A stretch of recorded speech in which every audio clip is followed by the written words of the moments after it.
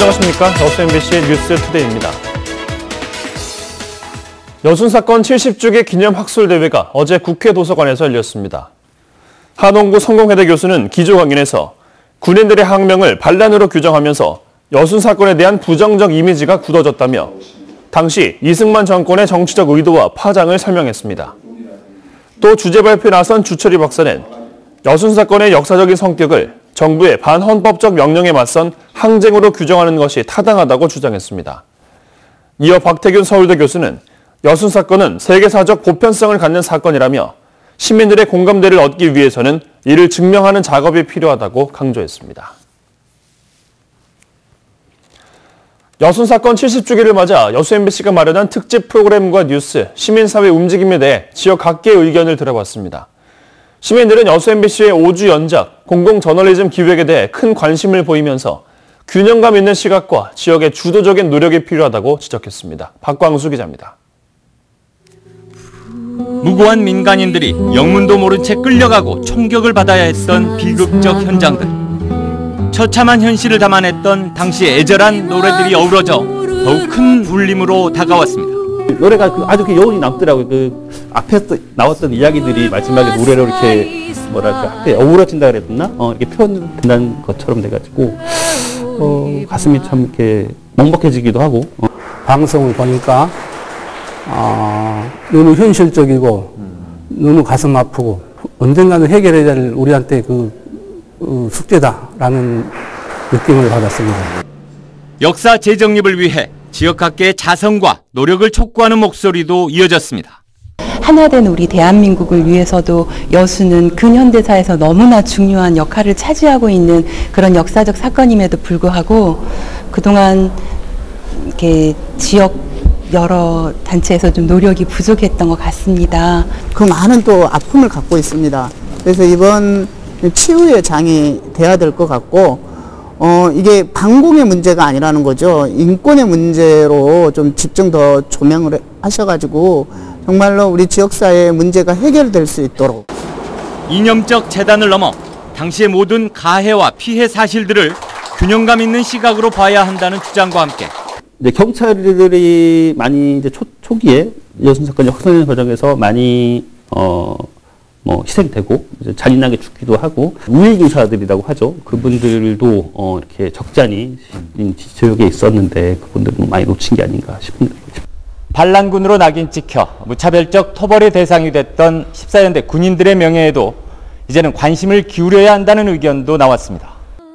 여순에서 그 명령에 불복했던 군인들에 대해서 재조명하고 그들의 결정에 대해서 고민해보는 그런 관점이 좀 필요한 시기가 되지 않았나 하는 생각을 하는 거죠. 여순사건 70년, 지역민들은 과거의 진실을 바로 세우는 핵심적인 가치로 인권과 민주, 균형감 있는 시각을 요구하고 있습니다. MBC 뉴스 박광수입니다. 전남에 쌓인 바다 쓰레기는 8만 7천 톤에 달하고 이 가운데 70%가 양식장에서 나온 것으로 조사됐습니다. 전라남도 해양 쓰레기 발생량 조사 용역 결과에 따르면 양식장 쓰레기는 6만여 톤이고 유인도 16,000여 톤, 해역 5천여 톤, 무인도 4천여 톤 순으로 나타났습니다. 한 해 바다로 유입되는 쓰레기 평균 2만 7천여 톤 가운데 해상 쓰레기는 14,000여 톤, 외국에서 들어오는 쓰레기는 13,000여 톤이고 해마다 4천여 톤의 쓰레기를 치우지 못하는 것으로 알려졌습니다. 네, 이렇게 고질적인 해양 쓰레기 문제 해결을 위해서는 쓰레기 유입을 억제하는 예방책 마련이 절실하다는 연구 결과가 나왔습니다. 전라남도는 최근 해양 쓰레기 관련 용역을 추진한 결과 쓰레기 유입량은 최대 3만 5천여 톤, 현재 섬 지역에 방치된 쓰레기 양은 8만 7천여 톤에 이르는 것으로 파악됐습니다. 전남도는 이에 따라 그동안 추진해온 수거 위주의 정책에서 벗어나 어선과 양식장 등의 쓰레기 유입량과 섬 지역에 방치된 현존량을 억제하기 위한 예방적 차원의 관리 정책으로 전환하겠다고 밝혔습니다. 광양 와인 동굴이 이 지역의 대표적인 이색 관광지로 자리 잡았습니다. 폐철도 터널을 활용한 제1동굴에 이어 2동굴이 새롭게 개발됩니다. 앞으로 연계 관광이 활성화의 관건입니다. 박민주 기자입니다. 지난해 7월 민간 사업으로 개장한 광양 와인동굴. 폐철도 터널을 와인 전시장과 트리가트를 갖춘 복합 문화 공간으로 탈바꿈시켰습니다. 지금까지 30만 명이 방문하는 관광지가 됐지만 다양한 볼거리에 대한 수요는 커지고 있습니다. 와인 동굴이 길이가 301m인데 길이가 너무 작고 주변에 또 볼거리가 없어서 오신 분들이 많이 아쉬워하고 있습니다. 이 와인 동굴 옆에 290m 길이의 제2터널이 개발됩니다. 폐철도 구간을 청소년과 가족 단위의 단체 관광객 체험장으로 만든다는 계획입니다. 다음 달부터 민간 사업으로 본공사가 시작되면 와인 동굴은 4개월간 임시 휴장합니다. 광양시는 연계 관광 콘텐츠를 구상하고 있습니다. 와인 동굴과 설화실 예술촌 2km 구간에 폐철도 연결 루트를 만들어 관광객을 유도한다는 겁니다. 앞으로 철도시설공단과의 협의 절차가 관건으로 남아 있습니다. 경전선 폐성 구간이 있습니다. 설화실 예술촌과 연결되는 구간인데요. 라벤더 단지나 또 금강 체험마을 단지 쪽으로 좀 연계하는 방안을 구상하고 있습니다. 이색적인 관광지로 떠오른 광양 와인 동굴. 2차 개발이 광양읍권 관광을 견인하는 촉매제가 될 수 있을지 관심입니다. MBC 뉴스 강민주입니다. 대한민국 한평정원 페스티벌에서 순천대학교 학생들이 대상을 받았습니다. 이번 행사에서는 청춘 나에게 보내는 편지란 주제로 출품한 순천대학교 조경전공 곽영상 학생 등 3명은 관람객들을 위한 쉼터와 내용이 있는 조형물 등에서 좋은 평가를 받아 대상을 받았습니다. 순천만 국가정원에서 열린 한평정원 페스티벌은 정원 산업 활성화와 정원 작가 발굴을 위해 지난 2014년부터 매년 개최되고 있습니다.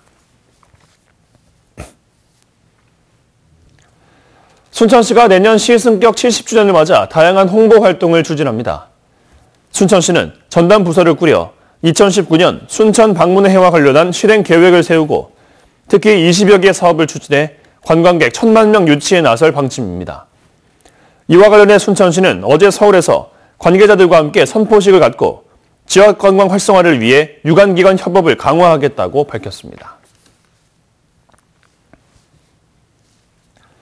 고흥군이 인구 감소와 고령화에 대응하기 위해 이달 말까지 인구정책 5개년 종합계획을 수립합니다.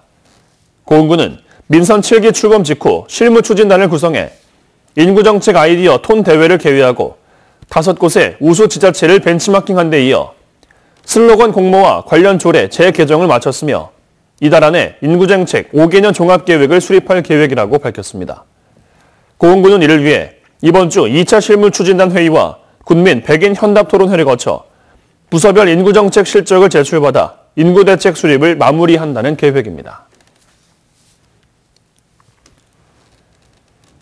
남도답사 1번지 강진은 다산 정약용 선생이 18년간의 유배 생활을 했던 곳인데요. 다산 선생이 처음 머물렀던 강진읍 사이제를 중심으로 조선시대 저작거리가 복원되고 있습니다. 문현철 기자가 취재했습니다. 다산 정약용 선생이 강진으로 유배됐을 때 처음 4년을 보냈던 고즈넉한 초가주막 사이제입니다. 실학서엔 경세 유포 등을 집필하고 후학을 양성했던 사이제는 고증을 거쳐 10여 년 전 복원됐습니다. 다산 선생의 목민심서 저술 200주년을 기념해 이곳 사이제를 중심으로 한옥 저작거리가 조성되고 있습니다. 조상대대로 식수로 사용했던 동문샘을 비롯해 한옥과 차문화 체험시설, 전통 공방 등 옛 모습을 되찾게 됩니다. 사이제 저작거리 조성이 완료되면 대장간을 비롯해서 차체험관, 전통 한가 공방, 다산 전통주 등 청년 창업자들이 입주할 예정입니다. 걸어서 5분 거리에는 영랑생가와 세계 모란공원, 시장형 문화공간인 오감통이 자리해 과거와 현재가 공존하는 공간으로 주목받고 있습니다. 올해 말 개장 예정인 사이제 저작거리, 다산초당과 백년사 등 정약용 선생의 숨결이 곳곳에 살아있는 강진의 새로운 관광 명소로 자리할 전망입니다. MBC 뉴스 문현철입니다. 여수산단 입주기업들의 걱정거리였던 공업용수 부족 문제가 해결될 전망입니다. 전라남도에 따르면 여수산단 내 GS칼텍스와 LG화학 등 6개 기업은 2021년까지 6조 1,000억 원을 투자해 공장 신증설을 추진하고 있지만 하루 10만 톤의 공업용수를 확보하지 못해 어려움을 겪고 있습니다. 전남도는 이에 따라 정부 차원의 지원을 지속적으로 요구해 환경부와 한국수자원공사 측이 하루 10만 톤의 공업용수를 공장 신증설 일정에 맞춰 공급하겠다는 답변을 들었다고 밝혔습니다.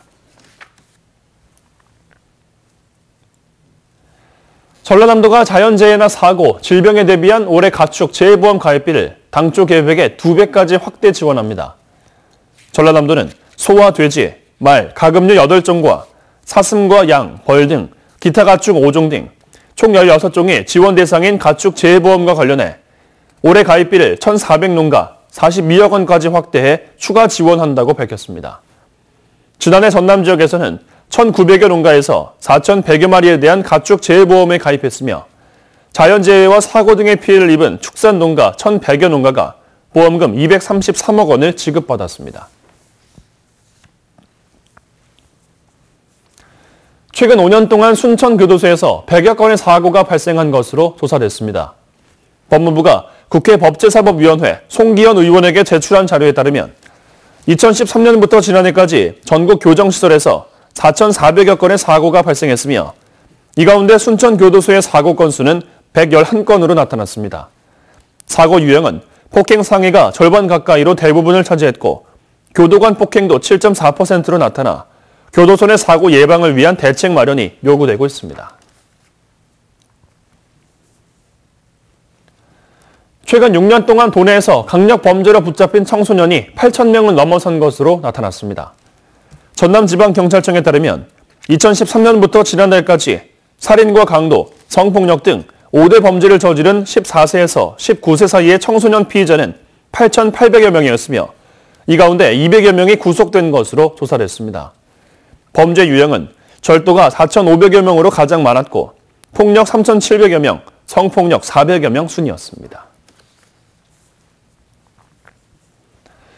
여수광양항만공사가 한국항만물류고등학교와 산학협력 협약을 체결했습니다. 여수광양항만공사는 항만물류교와 산학협력 MOU를 체결하고 항만물류산업 분야 영마이스터 인재 육성을 위해 양 기관의 협력 체계를 구축하는 데 적극 나서기로 했습니다. 이에 따라 물류고 학생들을 대상으로 산업체 전문가 특강과 다양한 상호 협력에 나섭니다. 미세먼지 걱정 안 하셔도 되겠습니다. 하지만 충북과 전북, 경상도 지방을 중심으로 여전히 먼지가 머물고 있는데요. 현재 청주의 초미세먼지 농도는 45, 부산은 42마이크로그램을 보이고 있습니다. 그래도 전북 지방은 농도가 조금씩 낮아지고 있는 추세고요. 충북과 전북 지방은 오늘 오전 시간 중에 경상도 지방은 오늘 오후부터는 농도가 조금씩 낮아지겠습니다. 또 차가운 대륙고기가 확장하면서 오늘 날은 조금 더 쌀쌀해지겠습니다. 동해안 지방은 동풍이 불어들면서 내일까지 100mm 이상의 많은 비가 오겠습니다. 활기찬 하루 되세요. 날씨였습니다.